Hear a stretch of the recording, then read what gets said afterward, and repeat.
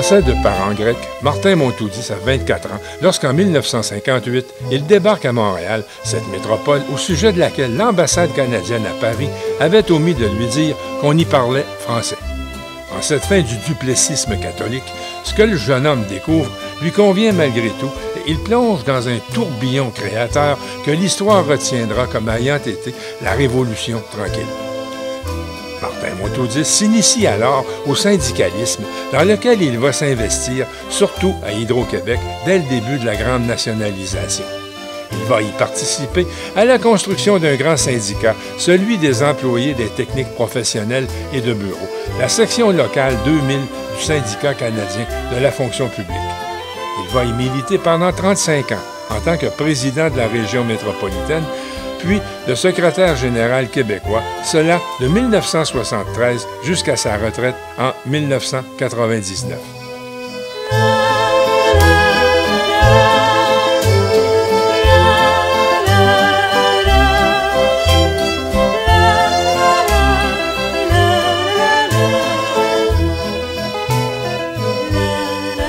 Martin Montoudis, tu es né en France, mais ton père est d'origine grecque.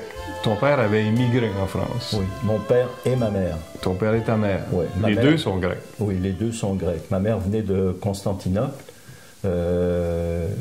c'était après le prise du pouvoir de Kemal Atatürk et tout. Là, les Grecs quittaient la Turquie. Et mon père, lui, était de l'île de Chios, une île de Chios, une grande île. Tu as d'avoir un tableau qui dit le massacre de Chios, oui. Qui est au Louvre. Et lui avait quitté, mais lui c'était plus pour une question économique. Il voulait aller en Europe, il voulait aller en France. Il était républicain. Hein. C'était un républicain, il était en admiration avec la Révolution française. Alors il est allé en France. Ma mère, elle, non, c'est un de mes oncles qui était en France. Qui lui avait dit de venir, et dit, puis viens en France et tout, tu parles français, je vais te marier. C'était ça l'idée. Je vais te trouver un mari. Oui, et ils se sont mariés en France. Mais ils ne se sont pas connus en Grèce ou en Turquie. Du tout. Ils se sont connus en France. C'était la communauté grecque de Paris qui se ressemblait. Il y avait deux églises grecques à Paris, et les gens se réunissaient là, et puis c'est comme ça qu'ils se sont C'était en quelle année? Ça, c'est en 1933. Ah, d'accord. Ils sont connus, ils sont mariés en 1933, puis là, en 1934, moi j'étais le premier garçon. Il y a eu mon frère, qui avait vraiment un nom spécial. Mon père l'appelait Platon, parce que mon père était aussi en admiration avec la Grèce. Il était en admiration avec la Révolution française, avec la démocratie française, avec la République française, mais... son attachement était évidemment avec la Grèce et tout. Il est resté très grec. Il était très grec, et d'ailleurs ça a été un problème parce qu'il n'a jamais voulu devenir français, et à cause de lui, ma mère non plus ne pouvait pas être française. Mais vous, né en France, ton français. Frère et toi, vous étiez des Français. Automatiquement, on devient français. Mais toi, tu n'étais pas catholique. Non, moi j'étais orthodoxe. Orthodoxe. Je n'étais pas pratiquant. Tu n'étais pas pratiquant non plus. Pas pratiquant. Est-ce que ta famille était pratiquante? Mon père était pas croyant, il était républicain, il n'était pas pour la laïcité. Ma mère, par exemple, était était pratiquante, elle était très croyante et très pratiquante. Grec orthodoxe. Mais tout petit, tu n'as pas été élevé avec des contraintes religieuses? Non, du tout. On allait évidemment avec ma mère, on y allait, mais mon père, il mettait jamais les pieds dans une église. Puis dès que tu étais d'âge... Non, moi, à l'école, c'était la laïcité. C'était jamais à l'école, on parlait de religion. Moi, j'ai jamais entendu parler de religion à l'école. Avant la guerre, c'est aussi le Front populaire. Oui, il y avait des grosses manifestations en France et tout. D'ailleurs, je vais te faire une anecdote, c'est que les gens dans la rue, ils se promenaient, puis ils criaient « les soviets au pouvoir ». Les soviets, c'est les Russes. Oui. Alors c'était « les soviets au pouvoir ». Et puis nous, on était petits, puis on entendait les bruits et tout, tu sais. Fait nous, on comprenait pas le mot « soviet ». Fait qu'on avait pris des bâtons, des balais, puis on avait mis des serviettes dessus, puis on disait « les serviettes au pouvoir, les serviettes au pouvoir ». Non, c'est sérieux. C'était tes premières notions de politique. Oui, de notions de politique et tout, tu sais. Oui.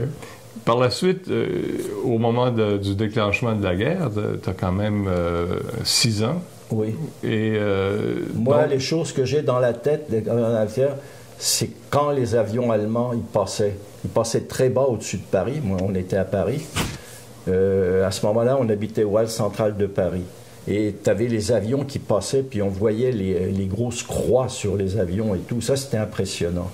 Et quand les Allemands sont rentrés dans Paris, je me rappelle, même mon père disait « Ah, parce que c'était un peu fouillis, l'armée française, on ne voyait pas. » Mais l'ordre des Allemands impressionnait beaucoup. Tu voyais les gens tous défiler et tout. Tu sais, c'était l'esprit de l'ordre. C'est l'ordre romain, comme on dit. Mais est-ce que vous étiez effrayé par cette occupation-là? Oui. Le souvenir que tu as, toi, d'enfant? À l'époque, ils disaient que les Allemands prenaient les enfants et tout. Et on nous avait envoyés à Montlhéry, en dehors de Paris. C'était une institution, une école privée. Et les gens envoyaient leurs enfants dans des endroits parce qu'ils disaient que dans une école, les Allemands n'iront pas chercher tous les enfants, tandis que là, si on est isolé chez nous, on risque d'être pris. Tu sais. Alors, c'était l'Institut Boutillier qui était à Montlhéry et on a passé le début Tu étais pensionnaire? Pensionnaire, oui, avec mon frère et tout. Et est-ce que tu as passé toute la période de la guerre, là, ou... Non, c'était peut-être un an ou deux, c'est tout. Et après, évidemment, il y a eu la libération. Alors là, je ne vous dis pas qu'est-ce que c'était. C'est l'euphorie, l'euphorie collective. Ouais. On était chez mon... on entendait, là, ce que les gens ne savent pas, c'est que les Américains défilaient dans les rues. Et évidemment, le monde avait faim et tout, tu sais. Et nous, on ouvrait les fenêtres. Alors, il y avait des drapeaux à toutes les fenêtres. Et comme nous, on était d'origine grecque, on avait mis un drapeau grec sur la fenêtre. Mais il y avait des soldats américains qui étaient grecs. Et on recevait... Alors, ils jetaient des barres de chocolat, des bonbons, tu sais, les lifesavers. Ils jetaient un paquet de choses. Ça passait on était au premier étage. Ça rentrait dans la maison. Mon ami, les gars, ils s'arrêtaient. Puis on voyait ces hommes qui défilaient. C'était fantastique. Puis tu avais l'histoire... La plus belle chose, c'est quand on a entendu Notre-Dame, le Glatt, c'est du bourdon, là. Ça, c'était... C'était pour annoncer la libération. Oui. Mais avant ça, il y avait eu la bataille dans les rues de Paris et tout. T'sais. Et là, on était ma mère voulait pas qu'on aille à la fenêtre parce qu'on tirait dans la rue, puis tu avais la résistance qui était là, qui se promenait sur les voitures et tout, puis ça tirait. Il y a même eu un imbécile qui ont dit « Les Américains !» Ça, c'était sur le boulevard Sébastopol. Et les Américains, c'était pas les Américains, c'était les Allemands qui s'en allaient. Ils avaient tiré dans la foule. Puis de notre fenêtre, on voyait les gens qui tombaient en arrière. Ah ouais. Il n'y a personne de ta famille qui a été... Non. Comment ta famille a traversé la guerre financièrement? Mon père était commerçant. Oui, ton père avait un commerce. Il avait à la porte de Versailles, il avait une alimentation générale qu'on appelait comme une épicerie, disons. Et il y avait une petite poissonnerie. La poissonnerie ne marchait pas parce qu'il n'y a jamais de poisson. Quand il y a la guerre, il n'y a pas de pêche là, autour de...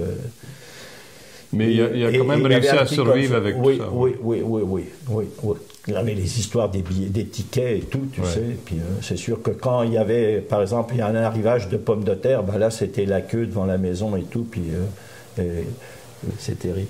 Quand il y avait les bombardements, on était dans la classe, puis là, la sirène commençait. Là, il fallait partir, aller dans le métro, au Châtelet, au métro Halle, ou Châtelet, ou... Après la guerre, tu as 12 ans, tu fais tes études. Ouais. Alors, et j'ai fini à l'âge de 16 ans, j'avais un brevet commercial.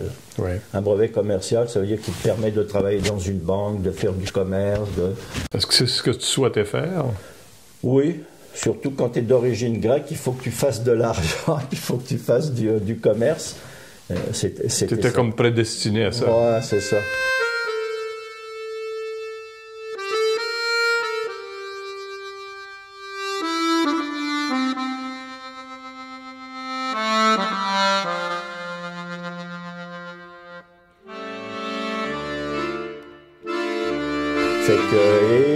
En sortant de l'école, la première chose que je fais, je me promène, je dis il faut que je travaille dans une banque.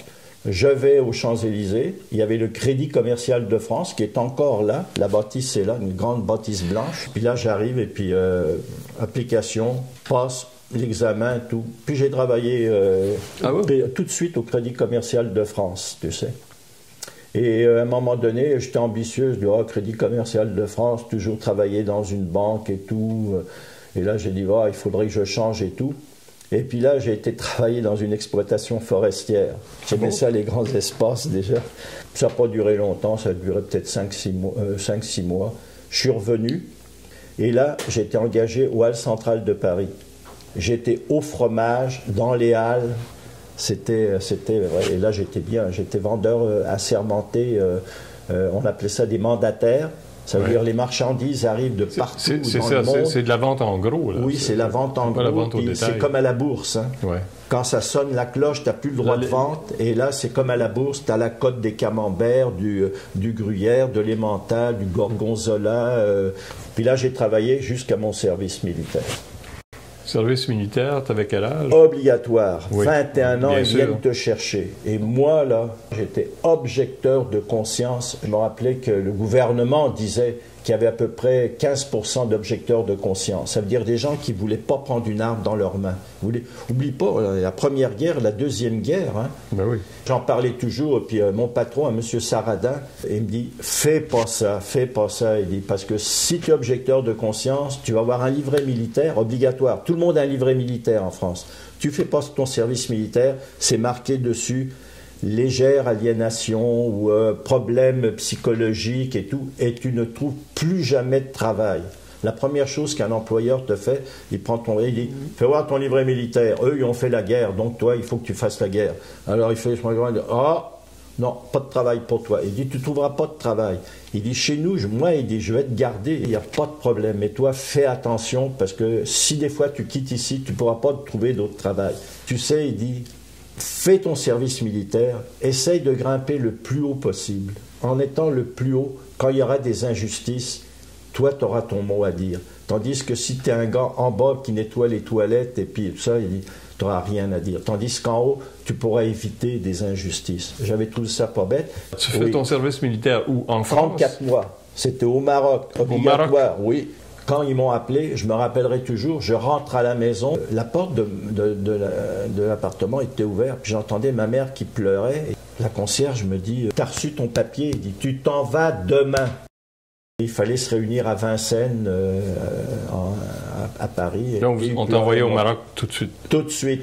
Marseille, le bateau, passé par Gibraltar et on arrivait à Casablanca. En 1955, le Maroc est un territoire français. Oh, un protectorat français. À l'époque, c'était la décolonisation. C'est ça. Donc, tu arrives au Maroc. J'étais à Meknès. C'est à côté de Fès. Évidemment, j'ai fait mes classes, ça veut dire j'ai été brigadier chef, j'ai fini maréchal des logis qui correspond à sergent. Mon expérience de l'armée, moi, ça a été terrible. Ils torturaient des gens pour avoir des informations. Le principe, c'était tu tortures, ça peut sauver des vies françaises. Ouais. C'était le grand principe. On a vu des choses terribles. Moi, j'ai vu des véritables massacres. On m'a tiré dessus à Meknès. En France, on ne savait rien dans les journaux. Hein. L'Algérie, c'était des opérations de police pour des brigands. C'était des brigands, même pas des terreurs, c'était des brigands. Des gens qui venaient. Mais en vérité, là, c'était les gens qui se battaient pour l'indépendance.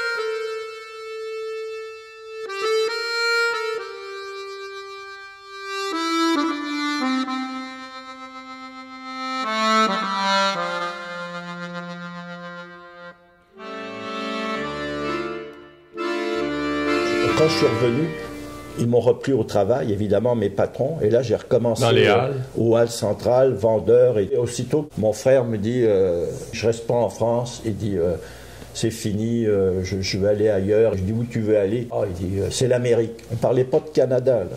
C'est l'Amérique. Oh, je dis, ouais, c'est vrai, l'Amérique. Et là, moi, je découvre un peu dans ma tête le Canada. Moi, je voyais plus États-Unis, tu sais, mais on faisait pas de différence. On allait en Amérique, on allait aux Amériques. Moi, c'était surtout pour apprendre l'anglais. Tu voulais apprendre l'anglais? Ben, ouais. Tu maîtrisais déjà un peu? Ou... Non, du tout. Pas du tout. Je maîtrise pas. Tu t'étais dit, je vais apprendre là-bas. n'en prendre du tout. Puis justement, parce que tous les jobs que j'ai fait au Canada, il ne fallait pas parler anglais. À l'époque, l'ambassade du Canada était avenue de l'Opéra. Ouais. Fait que j'ai été, ils m'ont très bien reçu. Il fallait passer un examen médical pour pas avoir des maladies comme la tuberculose et tout. Et un examen qui était un peu drôle, c'est que tu avais deux ou trois personnes, je ne me rappelle pas, puis te posaient des questions. Qu'est-ce que tu lis? Est-ce que tu fais partie d'un club, d'une association, d'un parti politique? J'ai l'impression, c'était à l'époque qu'on avait peur pour trier les communistes. On avait peur du communisme, on s'y aperçu après. Il fallait payer son voyage. Il fallait avoir à peu près $100 quand on débarque à Montréal. Et il fallait accepter n'importe quel emploi, n'importe quoi. Tu traverses en bateau? Oui, c'était avec la Cunard. C'était l'Hivernia, le bateau. Et ton frère et toi? Mon frère, pendant ce temps-là, il faisait son service militaire, il était plus jeune. Il avait l'intention de partir. Il avait l'intention et tout, tu sais. Tout le monde qui était sur le bateau disait « Allez pas au Québec ». Il y avait un monsieur qui m'avait dit « Monsieur, il dit, allez pas au Québec ». Il dit « Allez à Vancouver ». En tout cas, on avait l'air de dénigrer le Québec. Et moi, l'immigration m'avait dit « Tu débarques à Trois-Rivières ». Puis les gens, ils me disaient « Vous venez de Paris, puis vous allez aller à Trois-Rivières ». Il dit « Vous allez voir que ça sent mauvais. Vous ne descendrez pas ». Quand on est arrivé à Trois-Rivières... Oui, c'est les papeteries qui... Les papeteries, ça sentait, c'était... Mais je dis « Bon sang, c'est quoi ça ?» Fait que j'ai demandé, je suis descendu, j'ai dit à l'immigration... J'ai dit, est-ce que je peux aller jusqu'à Montréal? Et ils m'ont dit, mais oui, monsieur, allez à Montréal, il n'y a aucun problème. Il dit, votre billet, n'importe comment, est payé jusqu'à Montréal. Et là, j'ai débarqué à Montréal.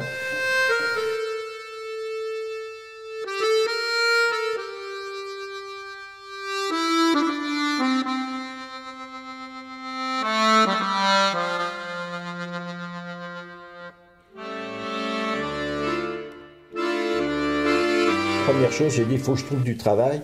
Et sur Peel et Dorchester, il y avait un gros hôtel qui s'appelait le Laurentien. Oui. Et en bas, il y avait un gros restaurant, c'était les Murray's. Fait que je suis rentré. Je vais voir la caissière, je dis, je cherche du travail. Un grand-mère, un Anglais, qui vient, qui avait l'air d'être le patron, il dit j'entends qu'il dit qu'est-ce qu'il veut et tout ça. Il dit, cherche du travail. Il dit, qu'est-ce qu'il veut faire? Et moi, je dis, n'importe quoi, laver la vaisselle et tout. Il dit, correct. Il dit, monsieur, il dit, vous venez demain à 8 heures, il dit, puis vous allez commencer à travailler, laver la vaisselle. Et là, j'étais content. Je me dis, dans un restaurant, au moins je vais manger, et puis je vais commencer à faire de l'argent. Puis j'avais toujours l'idée d'envoyer de l'argent à mes parents. Je voulais prouver, tu sais, que j'avais réussi, tu sais. Et puis, dans ma tête, c'était aussitôt que j'ai de l'argent, je l'envoie à mon père et à ma mère. C'était ça mon idée. Et le lendemain, il fallait aller à l'immigration qui était sur Bleury. Et là, vous ne le croirez pas, mais c'était la catastrophe parce que là, le gars, il me dit, si vous voulez rester au Québec, il faut vraiment que vous soyez catholique pour trouver un emploi. Ah mon Dieu. C'est le gars de l'immigration. C'est le gars de l'immigration qui me dit ça. Puis il me dit, oubliez le français. Monsieur, il dit, je vois que dans votre dossier, vous parlez grec. Il dit, alors, vous êtes mieux de dire que vous êtes grec que de dire que vous êtes français, parce qu'il dit, les Français sont pas mal moins mal vus, tu sais, surtout au Québec. Fait que c'est le gars de l'immigration qui te dit ça. Et à ce moment-là, moi, j'ai dit, bon, ben, il faut que tu gagnes ta vie, tu sais, comme Henri IV, tu sais, qui disait, Paris vaut bien une messe, tu sais. Bon, fait que le gars, il me dit ça, et il me dit, puis on vous a trouvé du travail. Ah, j'ai dit, moi aussi, j'ai trouvé du travail. J'ai trouvé mon travail pour laver la vaisselle. Ah, il dit, monsieur, vous ne laverez pas la vaisselle. Il dit, on vous a trouvé un travail comme waiter. Je savais même pas ce que ça voulait dire, waiter. Je dis, je parle pas l'anglais, là, dans les bureaux. Non, c'est un grand hôtel. Il dit, c'est l'hôtel Queen's Hotel. Et là, moi, je voulais pas y aller. Il dit, monsieur, vous venez de France. Il dit, vous connaissez les vins, vous connaissez la cuisine. Je dis, monsieur, je fume pas, je bois pas, je connais pas du tout les vins, puis j'ai jamais été dans les restaurants, je sais pas où on place une assiette, et quoi que ce soit. Il dit, ça fait rien, on va tout vous montrer. Et c'est ça qui est arrivé. Je suis allé, puis j'ai jamais vu du monde qui m'ont aidé autant. Aussi bien le maître d'hôtel et tout, et j'ai commencé par servir un client. Et après, tranquillement, j'avais appris. Puis les gens qui étaient là, les Québécois qui étaient là, qui m'aidaient. Puis ils t'acceptaient. Ah oui, j'étais vraiment accepté. Moi, j'avais jamais vu ça. Disons que je sentais que j'étais mieux accepté quand j'étais au Québec que quand j'étais en France. En France, surtout après la guerre. Alors que tu y es né. Oui, oui, alors que je suis né. Puis en France, c'était souvent sale grec. Même, c'était... moi, je trouve qu'ici, les gens, ils faisaient pas de différence. En tout cas, moi, je me suis senti vraiment aimé ici, puis accepté et tout. Ce que je ne ressentais pas en France ni à l'école. Je me battais des fois à l'école parce qu'ils disaient « Ah, les Grecs, les Grecs ». L'hôtel Queen, c'est quand même un hôtel relativement chic. Il y avait une clientèle... Ben oui, l'hôtel, ça appartenait au sénateur Raymond, propriétaire de l'hôtel-là et de l'hôtel Windsor. Les deux? Oui, oui, oui.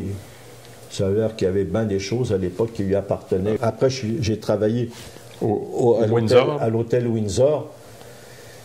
Et là, j'ai rencontré des gens comme Jean Lesage, il y avait La Palme, René Lévesque, Gérard Lajoie qui venait souvent aussi. Tu avais les ingénieurs qui faisaient le métro. J'ai servi drapeau, saunier.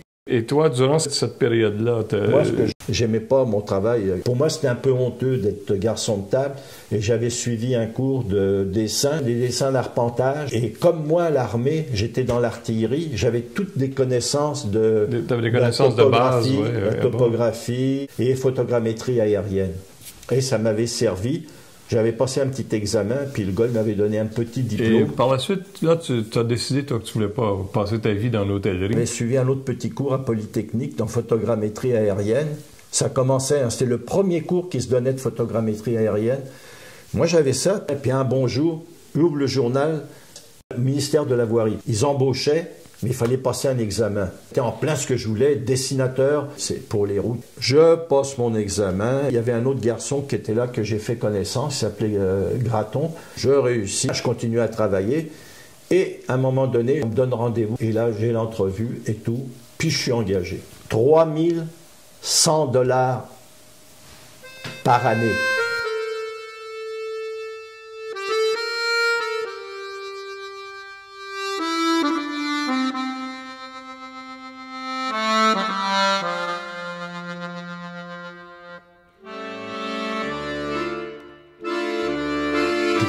Lui aussi, on avait 100 $ de plus que tous les autres. Et les gens qui étaient là, ben, c'est toutes des gens qui avaient été mis là par l'Union nationale. Nous, on ne le savait pas. Le patronage. C'était le patronage. Et là, personne nous parlait et tout. Ils se disaient, oh, eux, là, les libéraux sont là. Ça doit être des gars qui ont été mis par les libéraux, alors que nous, on était rentrés par examen. Et c'est pour ça qu'on avait 100 $ de plus que les autres. Parce que vous étiez rentrés par examen. Puis en plus de ça, la première chose, c'était le patron, le grand patron, c'était un monsieur Connelly. Il me dit, il m'appelle au bureau et tout, il dit, oubliez pas, monsieur Montoudi, il faut absolument que vous nous ameniez une lettre, si vous voulez garder votre emploi, il faut absolument que vous nous ameniez une lettre de votre député.